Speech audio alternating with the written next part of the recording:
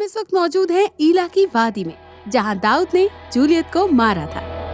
हम दाखिल ये हो रहे बहुत हैं। कमाल है। कितने सालों से हम यहाँ पर नहीं आए और बहुत सालों बाद हम यहाँ पर मौजूद हैं।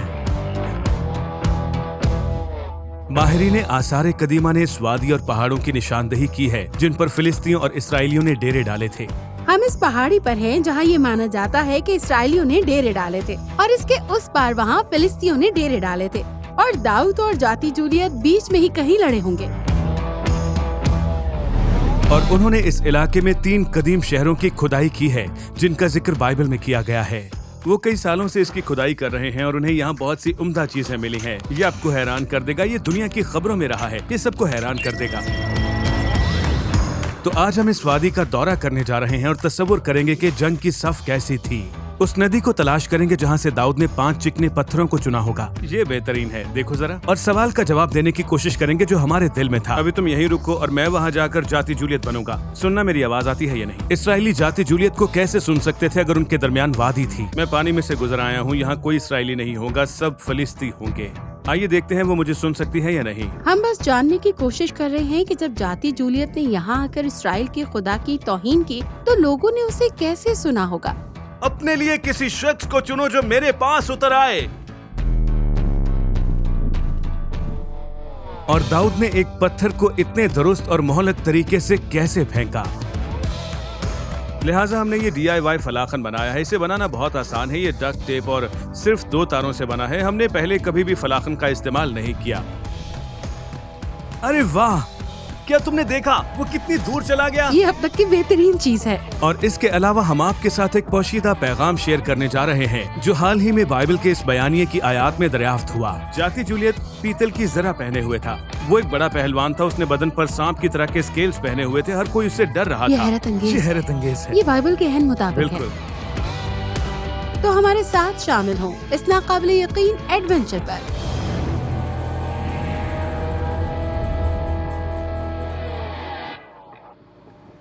अगर आप पाकिस्तानी हैं या फिर आप किसी और जगह से, मिसाल के तौर पर इंडिया से ये वीडियोस उर्दू जुबान में देख रहे हैं, तो मैं आपसे कहना चाहता हूँ आपका बहुत शुक्रिया। जब हमने इस चैनल का आगाज किया था तो हम नहीं जानते थे कि आप इसमें इतनी दिलचस्पी दिखाएंगे, लेकिन सिर्फ चंद हफ्ते के दौरानिये में हम 2 लाख व्यूज तक पहुंच चुके हैं और इस बात पर हम बहुत शादमान हैं। लेकिन हमने एक मसला देखा है। आप में से बेशतर लोग जो देख रहे हैं उन्होंने चैनल सब्सक्राइब नहीं किया। तो अगर आपको ये कंटेंट पसंद है और आप मजीद वीडियोस देखना चाहते हैं तो चैनल सब्सक्राइब करें। इसमें आपका कुछ खर्च नहीं होगा और नोटिफिकेशन बेल ऑन करना नहीं भूलिएगा ताकि आपको फोन पर वीडियो की इत्तला मिलती रहे। और हमें बहुत अच्छा लगेगा अगर आप लाइक का बटन भी दबाएंगे, क्योंकि ऐसा करने से ये वीडियो आपके इलाके में और लोगों तक पहुंचेगा। शुक्रिया। तो हमें नासरत से निकले हुए गालिबन 1.5 घंटा हो चुका है और हम अब किसी भी लम्हे फिलिस्तीनियों के इलाके की तरफ से शुमाल मगरब की तरफ से वादी ईला में दाखिल होने वाले हैं। ये ऐन वही रास्ता है जो फिलिस्तीनियों ने लिया होगा। मैं पुरजोश हूं, हम किसी भी लम्हे से देखेंगे। ये यहाँ करीब ही होना चाहिए। अरे वाह, देखो जरा। वाह, वो वहाँ है। हम इसमें ये वो दाखिल हो वादी रहे हैं। है। ये बहुत अमेजिंग है। ये कमाल है। कितने सालों से हम यहाँ पर नहीं आए और बहुत सालों बाद हम यहाँ पर मौजूद हैं। हाँ। देखो तो जरा कैसी खूबसूरत वादी है और ये वादी ईला है। इब्रानी लफ्ज ईला का मतलब टेरीबिंत का दरख्त है, तो इस वादी को टेरीबिंत की वादी कहा जाता है। गालिबन इसका नाम बड़े और सायादार टेरीबिंत दरख्तों के नाम पर रखा गया है जो इस वादी में बकसरत बढ़ते देखे जा सकते हैं। देखो जरा इस वादी को। वाह, ये जबरदस्त है। बहुत खूब। यहाँ पर एक लड़ाई हुई थी जो इंसानी तारीख की सबसे तारीखी लड़ाइयों में से एक थी और आपने जरूर उसके बारे में सुना होगा। लेकिन अगर आपने नहीं सुना या फिर आपकी यादों को ताज़ा करने के लिए आइए 60 सेकंड में हम इसे दोहरा लेते हैं। तकरीबन 3000 साल पहले फिलिस्ती इसराइल के खिलाफ जंग के लिए ईला की वादी में इकट्ठे हुए थे। तातुल के दौरान जाति जूलियत नामी एक पहलवान फिलिस्ती जंगजू ने इसराइल को बुलाया कि वो अपने बेहतरीन आदमी को उससे लड़ने के लिए भेजे और जंग को मर्द बमुकाबला मर्द की जंग में हल करे, तो हारने वाला फातिह की खिदमत करेगा। इसराइली इस कदर खौफजदा थे कि तकरीबन 9 फुट लंबे पहलवान के खिलाफ किसी को खड़े होने की जुर्रत ना हुई। लेकिन 40 दिन के बाद बैतलहम का एक नौजवान चरवाहा जिसका नाम दाऊद था, अपने भाइयों के लिए खाना लाने फौजी कैंप में आया। और जब उसने फिलिस्ती की आवाज सुनी और देखा कि कोई उससे लड़ने को तैयार नहीं, तो खुद को इस लड़ाई के लिए पेश कर दिया। चुनाचे उसने दरिया से 5 चिकने पत्थर उठाए और जाती जूलियत के पास गया और कहा, तू तलवार लिए हुए मेरे पास आता है, लेकिन मैं रब्बुल अफवाज के नाम से तेरे पास आता हूँ। और पत्थर के पहले निशाने से उसने बड़े जंगजू पहलवान को मार डाला और फिर उसका सर काट दिया।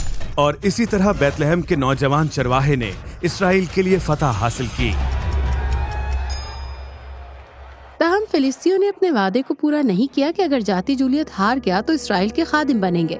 इसके बजाय वो भाग गए और इसराइली फौज ने शाराइम के दरवाजे से अकरून तक उनका पीछा किया।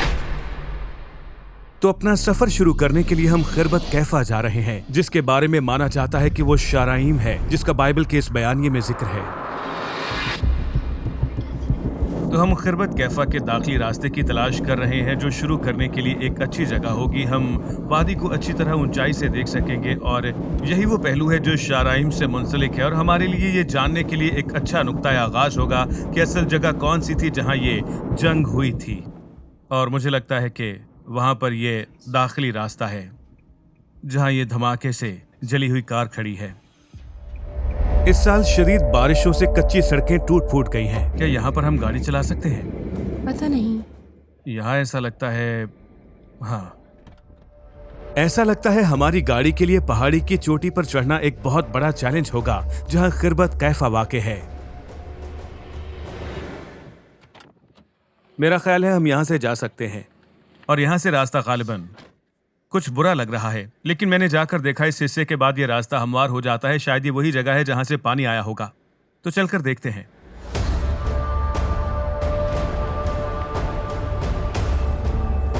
ओह, यहाँ बहुत सारे गड्ढे हैं। इस तरफ मैं अपनी आंखें बंद करने लगी हूँ। ठीक है जी। ओह, ये ओह, जरा एहतियात से ये चलाओ। कुछ खतरनाक है। ठीक है जी, हम निकल आए हैं। ठीक है। अगरचे हम उन पहले गढ़ों से गुजरने में कामयाब हो गए थे, लेकिन आगे का रास्ता आसान नहीं था। ताहम रोडा की मदद से हम टूटे हुए हिस्सों से गुजरने और खिरबत कैफा के करीब पहुंचने में कामयाब हो गए। मुझे लगता है हम मजीद आगे नहीं जा सकते, तो हम यहीं गाड़ी पार्क करके और ऊपर चलेंगे। मैंने पहले ही कदीम पत्थर देख ली। क्या तुमने कदीम पत्थर देखे? हाँ। वाह, ये वहाँ एक दरवाजे की तरह है। वो दरवाजा है। हाँ, और वहाँ पर दीवार है। ये बहुत मजे का है। चलो चलकर शाराइम को देखते हैं। जरा यहाँ का नजारा तो देखो। हम यहाँ से ऊपर जा रहे हैं और वहाँ पर देखो दरवाजा है। हमें यहाँ से वहाँ ऊपर जाना है। ये बहुत कमाल है। ये शहर का दरवाजा है। ये शहर का दरवाजा है। यहाँ बुजुर्ग बैठते होंगे, यहाँ पर झगड़ों को सुलझाते होंगे, यहाँ पर फैसले लेते होंगे। ये बहुत कमाल है। देखो, ऐसा लगता है कि ये किसी किस्म की सीढ़ियाँ थी। ऐसा लग रहा है ना, ये बनी ऐसे हैं। ये 3000 साल पुरानी सीढ़ियां हैं। हम इन पर चल रहे हैं और ये सीढ़ियां शहर के दरवाजे तक जाती हैं।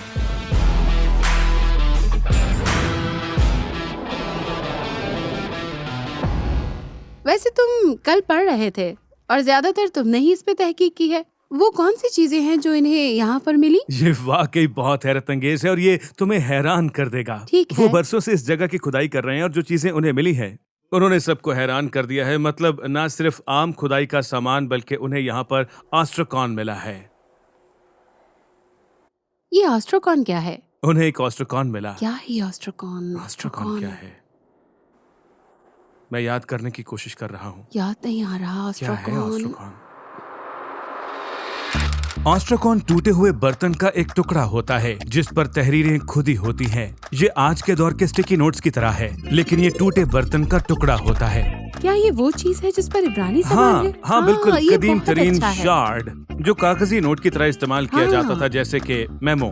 2008 में प्रोफेसर यूसुफ गारफिनकेल और सारगनौर की सरबराही में इस जगह पर खुदाई के दौरान एक ऑस्ट्रोकॉन मिला, जिसमें एक तहरीर थी जो कदीम इब्रानी की किस्म मालूम होती थी। यूनिवर्सिटी ऑफ हाइफा की तरफ से मजीद जांच के बाद एक नाकाबिले यकीन दरियाफ्त हुई, जिसने आसार कदीमा की दुनिया को हिला कर रख दिया।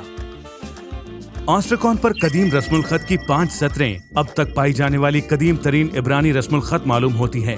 10वीं सदी कबल मसीह का ये नविश्ता बहिरा मुर्दार के तुमारों से तकरीबन 1000 साल पुराना है। हाँ हाँ, और उन्होंने यकीनी तौर पर कुछ अल्फाज की शनाख्त की है जो इस तरह से हैं। इनमें से एक बादशाह है और मैं भूल गई कि क्या था। दूसरों के बरक्स इस ऑस्ट्रोकॉन पर अल्फाज इसमें खुदे नहीं थे, इसके बजाय किसी ने स्याही का इस्तेमाल किया था। चुनाचे 3000 साल के बाद अल्फाज का रंग उड़ गया और इस मतन को समझना मुश्किल हो गया, लेकिन आखिरकार यूनिवर्सिटी ऑफ हाइफा के माहिरीन ऐसा करने में कामयाब हो गए। उनकी तहकीक से तस्दीक हुई कि ये जुबान कदीम इब्रानी है और इस मतन में 8 अल्फाज सिर्फ बाइबल मुकद्दस के हैं।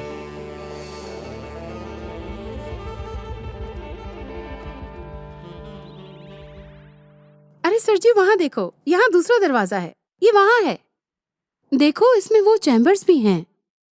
एस्ट्रोकॉन और दीगर नाकाबिले यकीन दरियाफ्तों के अलावा माहिरीन आसार कदीमा इस जगह पर शहर के 2 दरवाजों को दरियाफ्त करने में कामयाब रहे। ये एक बहुत ही मुनफरिद और गैर मामूली खुसूसियत के हामिल हैं। मैंने जो पढ़ा है इससे मैं समझ गया कि दाऊद के जमाने में यहूदा के शहर में 2 दरवाजे होना आम बात नहीं थी। चुनाचे उन्होंने इस जगह की खुदाई की और उन्हें 2 दरवाजे मिले, जो बहुत बड़ी बात थी। तो ये इस शहर के बयानिए पर फिट बैठता है, जिसे शाराइम कहा जाता है, जिसका मतलब है 2 दरवाजे। तो ये वाकई जबरदस्त है। दाऊद और जाती जूलियत के दरमियान लड़ाई के बयानिए में पहला सैमुएल 17वें बाब में शाराइम शहर का जिक्र है।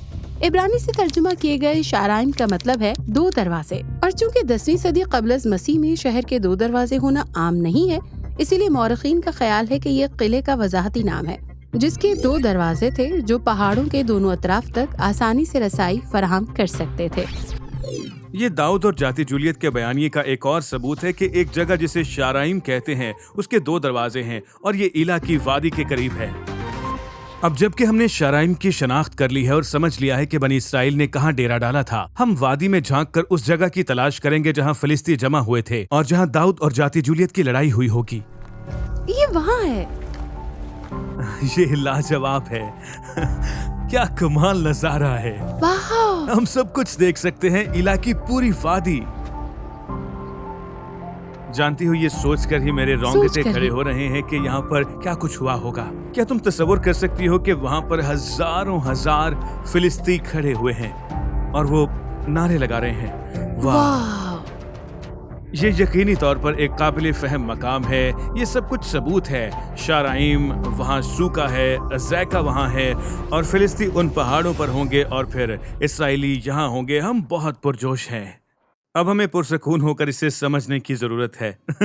हाँ। वाक़यात को उनके मुनासिब मकाम पर रखने में हमारी मदद करने के लिए हमने सारसोटा के सुपीरियर वर्ड चर्च से अपने दोस्त और पादरी चार्ली गैरेट को कॉल की, जो पिछले 5 हफ्तों से बाइबल के इस बयानिए का तफसील से मुताला कर रहे हैं और हर इब्रानी लफ्ज की जांच कर रहे हैं। क्या आपको लगता है कि ये बयानिए के मुताबिक है? ओह, क्यों नहीं। मेरा मतलब है आपको बीच में बड़ी खाली जगह मिली है जहाँ लड़ाई हुई होगी। दोनों तरफ पहाड़ियों पर डेरे लगाए गए होंगे, लिहाजा ये तफसील के साथ बिल्कुल फिट बैठता है। मेरे फिर से रोंगटे खड़े हो गए हैं सिर्फ ये सोचते हुए कि ये सब कुछ यहाँ पर हुआ था। मदद के लिए आपका बहुत शुक्रिया। Love you guys. आपको बहुत शुक्रिया। बाय। लिहाजा चार्ली ने कहा कि ये बाइबल के बयानिए के मुताबिक है और उनका ख्याल है कि ये जगह वही हो सकती है। वहाँ एक नखल है, एक दरिया है, एक पहाड़ी है जो फिलिस्तियों और बनी इसराइल को अलग करती होगी। इसलिए हम वहाँ जाकर चेक करेंगे कि क्या ये वो जगह है जहाँ वो लड़े थे। मैं पुरजोश हूँ, तो चलें।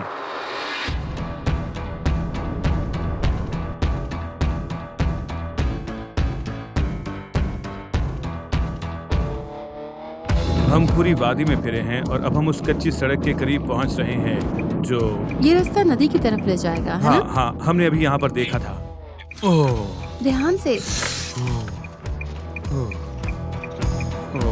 वाह, ठीक है, यही वो जगह है। हम वादी के बिल्कुल बीच में हैं। दरअसल हम वादी को पार कर रहे हैं। हो सकता है वो यहीं खड़े हों जहाँ तक वो हम जगह जानते हैं। ये वहाँ है। वहाँ पर तो चलकर देखते हैं। हाँ।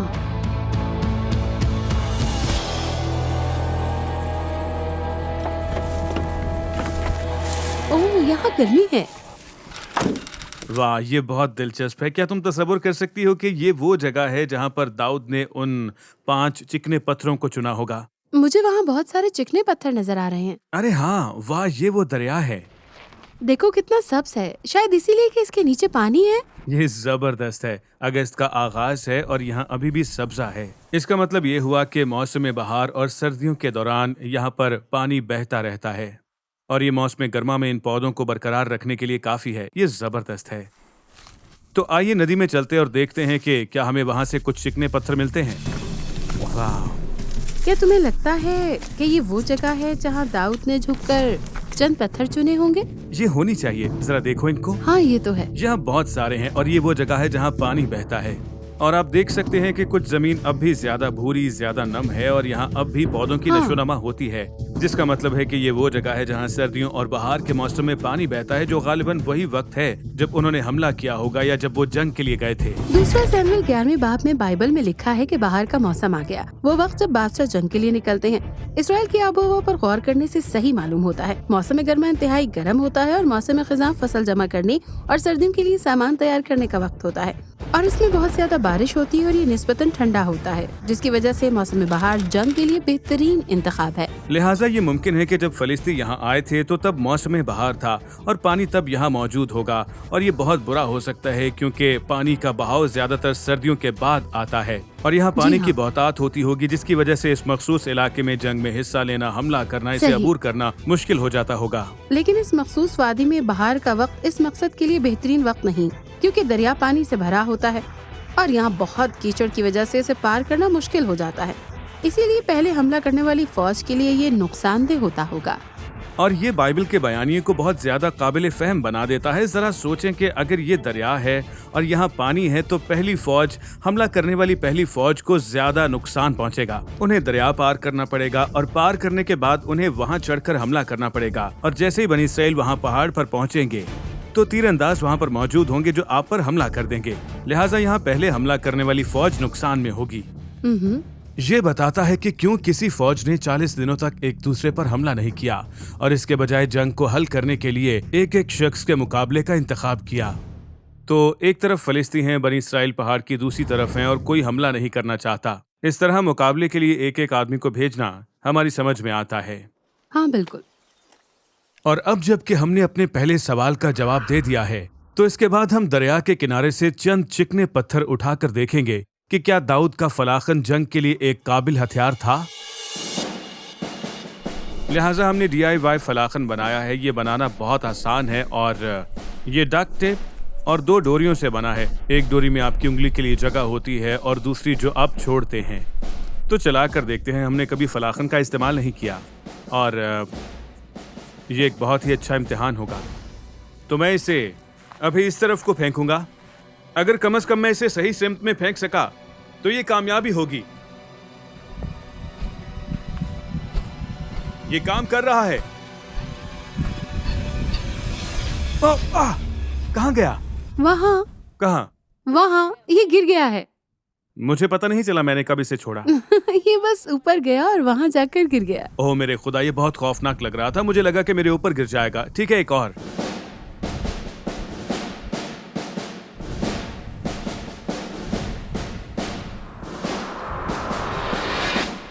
वो क्या तुमने देखा? देखो वो कितनी दूर गया है और बिल्कुल सीधा। तुम्हें लगता है तुम बड़े आदमी को मार सकते हो? हाँ, ये मुमकिन है। एक बड़ी भेड़ को तो मार सकता हूँ। ये चीज ऊपर होती है, फिर इसे घुमाना है। जब ये तुम्हारे सर के ऊपर हो तो इसे छोड़ देना। ठीक है। ठीक है, चला कर देखो। तुमने तो पहली ही कोशिश में कर दिखाया। ये कमाल है। अरे देखो, ये बहुत अच्छा था। अगर मैं ऐसे ही दोबारा फेंक सकूं तो इसका मतलब है कि मैं बेहतर हो रहा हूँ। ठीक है। एक जानलेवा निशाना। नहीं तो बस एक दफा और। तुम तैयार हो? हाँ, बिल्कुल। तो ये गया। वाह, ये सबसे अच्छा था। जरा देखो, ये हर बार एक ही सिमत में जा रहा है, वहां पड़े स्प्राइट के कैन की तरफ।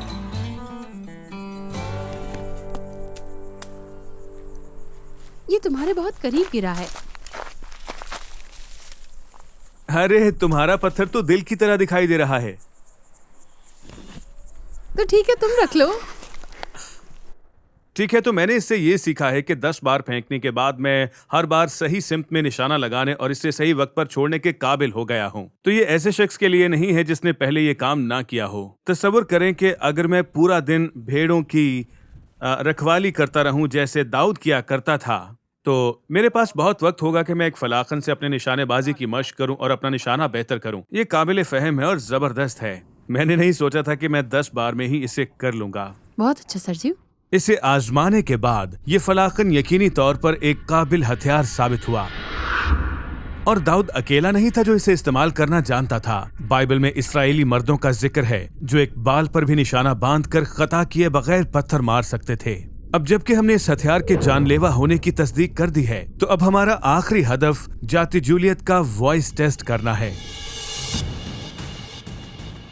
मैं हमेशा सोचता था कि जाति जूलियत की आवाज वहां कैसे पहुंची थी और बनी इस्राएल इसे कैसे सुन सकते थे, जबकि इनके बीच में एक वादी है। इसी की हम अभी यहाँ जांच करेंगे। तो अब रोडा पहाड़ के ऊपर रहेंगी और मैं दरिया के पार ऊंची आवाज में पुकारता हुआ जाति जूलियत बनूंगा। ठीक है? इसकी बहुत ढलवान है। हाँ, ध्यान से। उप्स। तुम ठीक हो ना? अब हम देखेंगे कि रोडा मुझे यहाँ से सुन सकती हैं या नहीं। क्या आप सब लोग इसके लिए पुरजोश हैं? अगर आप पाकिस्तानी हैं या फिर आप किसी और जगह से, मिसाल के तौर पर इंडिया से ये वीडियोस उर्दू जुबान में देख रहे हैं, तो मैं आपसे कहना चाहता हूँ आपका बहुत शुक्रिया। जब हमने इस चैनल का आगाज किया था तो हम नहीं जानते थे कि आप इसमें इतनी दिलचस्पी दिखाएंगे, लेकिन सिर्फ चंद हफ्ते के दौरानिये में हम 2 लाख व्यूज तक पहुंच चुके हैं और इस बात पर हम बहुत शादमान हैं। लेकिन हमने एक मसला देखा है, आप में से बेशतर लोग जो देख रहे हैं उन्होंने चैनल सब्सक्राइब नहीं किया। तो अगर आपको ये कंटेंट पसंद है और आप मजीद वीडियोस देखना चाहते हैं तो चैनल सब्सक्राइब करें। इसमें आपका कुछ खर्च नहीं होगा और नोटिफिकेशन बेल ऑन करना नहीं भूलिएगा ताकि आपको फोन पर वीडियो की इत्तला मिलती रहे। और हमें बहुत अच्छा लगेगा अगर आप लाइक का बटन भी दबाएंगे, क्योंकि ऐसा करने से ये वीडियो आपके इलाके में और लोगों तक पहुंचेगा। शुक्रिया। हाँ, इस तरफ आ जाओ। ठीक है, हमने कर दिखाया। तो तुम यहाँ पर रहकर बनी इस्राएल की नुमाइंदगी करोगी और मैं वहाँ नीचे जाऊंगा। ठीक है। और जूलियत बनूंगा। देखते हैं मेरी आवाज यहाँ हाँ, तक ठीक है। आती है या नहीं। ध्यान से, ध्यान से। हाँ। आराम से देखो, कहीं गिर ना जाना। ठीक है, अभी मुझे मजीद नीचे जाना है। मैं यही दरिया को पार करने वाला हूँ। मैं तकरीबन पहुंच गया हूँ। ठीक है, अब देखते हैं रोडा मुझे सुन पाती है या नहीं, दाऊद सुन पाता है या नहीं, इस्राएली मुझे सुन पाते हैं या नहीं।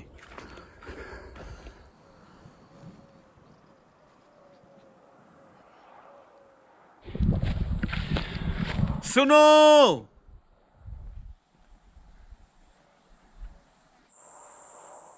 सुनो। मैं तुम्हें सुन सकती हूँ। मुझे तुम्हारी आवाज आ रही है। मैं भी तुम्हें सुन सकता हूँ। मुझे बिल्कुल साफ आवाज आ रही है। जबरदस्त। मैं मजीद दूर जाकर देखता हूँ। वो अब मजीद दूर जा रहा है। मैं और दूर जा रहा हूँ क्योंकि वो अब भी मुझे सुन सकती है। ठीक है, तुम मुझे सुन सकती हो? तुम मुझे सुन सकती हो? मैं सुन सकती हूँ। मैं सुन सकती हूँ। ये जबरदस्त है। अपने लिए किसी शख्स को चुनो जो मेरे पास यहाँ नीचे उतर आए। ये बहुत जबरदस्त है। मैं उसे सुन सकती हूँ, हालांकि वो बहुत दूर है। अब वो आए और मुझसे लड़े। मैं उसे अभी भी सुन सकती हूँ। ठीक है, वो अब भी मुझे सुन सकती है, हालांकि मैंने अपनी आवाज इतनी बुलंद नहीं की थी। और आगे चलते हैं। अभी मैं वादी के बीच में हूँ। तुमने आकर जंग के लिए सफाई क्यों की? क्या मैं वाह, फिलिस्तीन नहीं हूँ और क्या ये नाकाबिले यकीन है। ठीक है, अब मैं सच में मैदान के पार जा रहा हूँ। ये जबरदस्त है, मैं मैदान के पार जा रहा हूँ। ठीक है, वहां से इसे सुनना नामुमकिन होगा।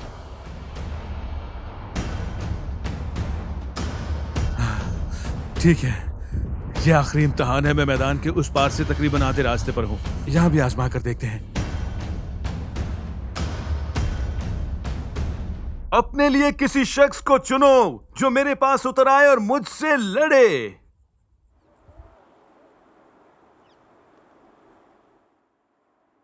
अपने लिए किसी शख्स को चुनो। अब भी आवाज आ रही है। अपने लिए किसी आदमी को चुनो। मैं तुम्हें सुन सकती हूँ। ये वाकई नाकाबिले यकीन है। सही मानों में जबरदस्त है। मेरे रोंगटे खड़े ये हो रहे हैं। नाकाबिले यकीन है। सरजू यहाँ से बहुत दूर था, मैं मैदान के उस पार हूँ, लेकिन वो मुझे सुन सकती है। लेकिन मैं इसे सुन सकती हूँ, उसकी आवाज की गूंज भी। ये लाजवाब है, मैं उसे सुन सकता हूँ। यानी वो जाति जूलियत को भी जवाब दे सकते थे, वो इस लड़ाई को सुन सकते थे। वाओ! ध्यान से, मैंने सब कुछ सुना। वाकई लाजवाब ये है। जबरदस्त है, कमाल है। जानती हूँ, मुझे यकीन नहीं था कि ये काम और करेगा। बनी इसराइल की फौज यहाँ पहाड़ों पर होगी, यहाँ किनारे पर, वो यहाँ खड़े होंगे और वो सब कुछ सुन सकते सब होंगे। कुछ। जरा एक पल के लिए इसके बारे में सोचें कि ये पहाड़ियां बनी इसराइलियों से भरी हुई हैं। हर जगह फौजी, साउल की फौज, कैंपों में फौज, बहुत से कैंप यहाँ पर हैं। हाँ। और दाऊद गुजरता है। लड़का जाति जूलियत का सामना करने के लिए इस नदी को पार करता है और वादी के खेतों में जाता है। जब पहली बार हम इस सफर पर रवाना हुए थे तो हमने इन नाकाबिले यकीन नताइज की तवक्को नहीं की थी। ये अब तक की सबसे बेहतरीन चीज थी, तुम्हारा नीचे जाना और तुम्हें सुनना, ये जबरदस्त था। दाऊद और जाति जूलियत की कहानी में हर तफसील मुमकिन साबित हो रही है, लेकिन ये वाकयात उनकी लड़ाई से कहीं ज्यादा अहमियत के हामिल हैं। यकीनन ये दाऊद और जाति जूलियत के बयानिए की एक जबरदस्त हाँ, तस्वीर है। ये लाजवाब है। कहानी का खाका देखें तो एक जबरदस्त तस्वीर बनना शुरू हो जाती है। जाति जूलियत बनी इसराइल की आजादी के लिए खतरा था और वहाँ कोई उससे लड़ने के काबिल नहीं था, सिवाय दाऊद के जो चरवाहा था और बैतलहम से अपने भाइयों को खाना खिलाने आया था। लेकिन उसके भाइयों ने उसका मजाक उड़ाया। लेकिन रद्द किए जाने के बावजूद दाऊद ने उस सूरमा को मार डाला और इसराइल को आजादी दिलाई। और यहाँ एक जबरदस्त हिस्सा है। जूलियत के नाम का मतलब है नुमाइश करने वाला और निकालने वाला। वो शैतान की तस्वीर है जो हमारी कमजोरियों को बेनकाब करता है, जो हमें गुनाह की तरफ ले जाती और हमें खुदा की मौजूदगी से निकाल देती है। और इस वाक़े की तरह कोई ऐसा नहीं था जो हमें शैतान से आजाद करा सके, जब तक कि बैतलहम में निजात दहिंदा पैदा ना हुआ, जो अपने ही लोगों के पास आया, लेकिन उन्होंने उसे हकीर जाना और रद्द किया। तो भी लोगों की बेएतकादी और तरदीद के बावजूद उसने मौत का सामना किया और उसे शिकस्त दी और उन तमाम लोगों को जो ईमान रखते हैं गुनाह से आजादी दिलाई। पैगामात की एक सीरीज है जिस पर चार्ली गैरेट 5 हफ्तों से काम कर रहे हैं और ये वाकई जबरदस्त है। और जब मैंने इसे पढ़ना शुरू किया तो मैंने शुरू से लेकर आखिर तक एक ही बार सारा पढ़ डाला। मैं खुद को रोक नहीं सका। दाऊद और जाति जूलियत की ये कहानी यीशु से मुतालिक है। जो कुछ भी हम इस कहानी में होता देखते हैं ये यीशु से मुतालिक है और ये वाकई जबरदस्त है। इब्रानी जुबान का हर लफ्ज और इस बाब में हर तफसील हमारे खुदा की निजात देने की कहानी की कमाल तस्वीर पेश करती है। इतनी तफसीलात हैं जो मसीह की तरफ इशारा करती हैं। जाति जूलियत वो स्केल्स पहने हुए था, वो इतना बड़ा सूरमा स्केल्स पहने हुए था और हर कोई उससे डर रहा था। स्केल्स जैसे सांप की जिल्द पर होते हैं पैदाइश के बयानी के मुताबिक। मुकाशवा में अज़दहा का हाँ, जिक्र है। मुकाशवा में हाँ। अज़दहा ये लाजवाब है और वो उस शैतान की मानंद है जिससे हर कोई डरता है और कोई भी नहीं जो उसके खिलाफ खड़ा हो सके। और फिर एक आदमी मिला दाऊद जो मसीह की तस्वीर पेश करता है। अगर आप इन तफसीलात को जानना चाहते हैं, जैसे दाऊद ने 5 पत्थर क्यों चुने और जाति जूलियत का सर काटने के बाद वो उसे यरूशलेम में क्यों ले गया, तो हम आपको सुपीरियर वर्ल्ड चर्च से पादरी चार्ली गैरेट के दाऊद और जाति जूलियत के बारे में 5 पैगामात को देखने की तजवीज़ करते हैं। तो अगर आप इन पैगामात को देखना चाहते हैं तो नीचे दिए गए लिंक पर क्लिक करें। हमारा वादा है कि ये आपके लिए बेहतरीन होगा।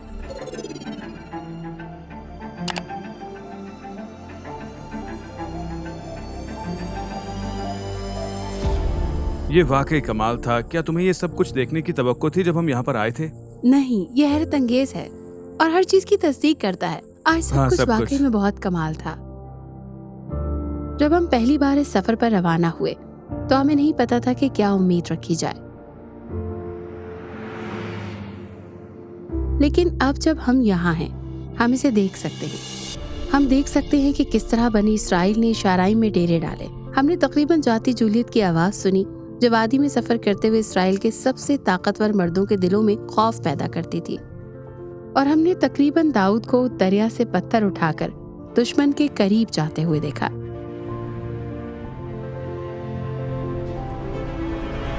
बस अगली बार जब हम बाइबल के इस बयानिए को पढ़ेंगे तो हम इसका कामिल तस्वुर कर सकेंगे और बेहतर तौर पर समझ सकेंगे कि किस तरह खुदा ने दाऊद के जरिए इसराइल की तारीख में सबसे बड़ी रिहाई दिलाई।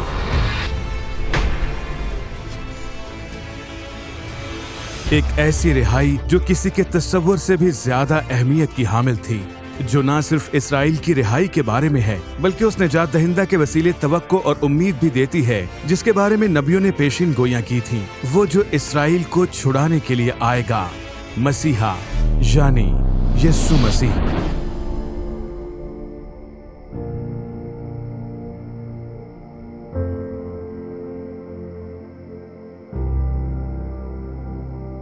तो हम उम्मीद करते हैं कि आप लोग इस एपिसोड से लुत्फानंदोज हुए होंगे और इससे बरकत पाई होगी। बहुत जल्द फिर आपसे मुलाकात होगी। खुदा हाफिज।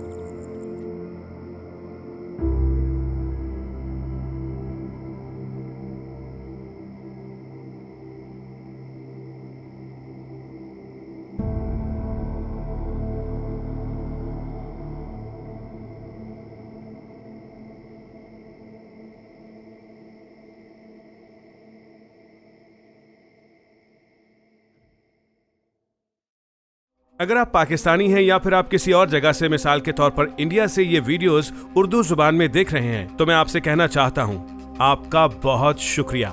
जब हमने इस चैनल का आगाज किया था तो हम नहीं जानते थे कि आप इसमें इतनी दिलचस्पी दिखाएंगे, लेकिन सिर्फ चंद हफ्ते के दौरानिये में हम 2 लाख व्यूज तक पहुंच चुके हैं और इस बात पर हम बहुत शादमान हैं। लेकिन हमने एक मसला देखा है, आप में से बेशतर लोग जो देख रहे हैं उन्होंने चैनल सब्सक्राइब नहीं किया। तो अगर आपको ये कंटेंट पसंद है और आप मजीद वीडियोस देखना चाहते हैं तो चैनल सब्सक्राइब करें। इसमें आपका कुछ खर्च नहीं होगा और नोटिफिकेशन बेल ऑन करना नहीं भूलिएगा ताकि आपको फोन पर वीडियो की इत्तला मिलती रहे। और हमें बहुत अच्छा लगेगा अगर आप लाइक का बटन भी दबाएंगे, क्योंकि ऐसा करने से ये वीडियो आपके इलाके में और लोगों तक पहुंचेगा। शुक्रिया।